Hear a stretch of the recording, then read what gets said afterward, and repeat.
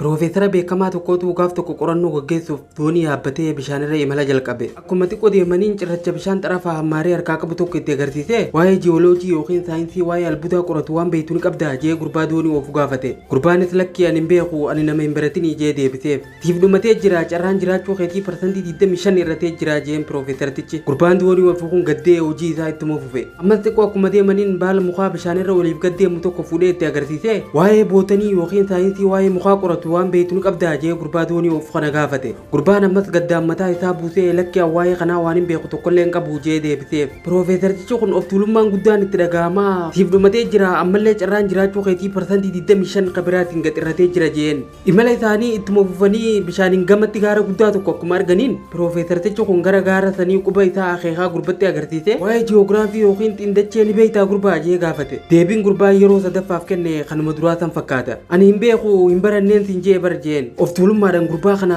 cinaachaan laala ayii siif dhumatee jira ammallee carraan jiraachuu keetii parsantii 25 biraatiin gadirratee jira jeen. Gurbaan kun hedduu gadde osoo hin baratin hafuu isaatiif hedduu of koomate xiqqoo akkuma deemanii qilleensi hammaatee bishaan oliif garraasuu eegale suutaan humniti qilleensaa dabaluu jalqabe. Dhumarratti to'annoo gurbaatiin dhalate. Gurbaan kun hanga isaaf danda'amu yaalee dhumarratti abdii kute dabaree yookiin faraqaan isaa geessee amma profeesarticha gaafate.